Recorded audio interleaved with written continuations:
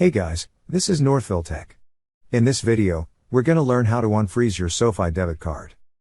If you don't have a SoFi account, we will put the link in the description below for you to sign up, and get $25 after signing up and adding at least $10 to your account within 5 days.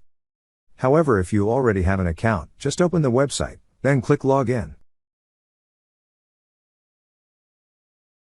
Now, log in with your email and password. Once you're logged in, you will see several tabs at the upper part of the screen. Click on the Money tab. Then you will see options at the upper right part of this page. Click on the More option. On this page, you will see several options at the left side of the screen. Click on the option that says Debit Card. Under the Your Card is Frozen section, you will see a button that says Unfreeze Debit Card. Click on the Unfreeze Debit Card button. Now you will see that your card is no longer frozen.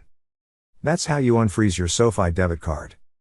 Thank you so much guys for watching, and if you have not yet subscribed to our YouTube channel, please subscribe to our YouTube channel as we create tech videos related to financial apps almost every day.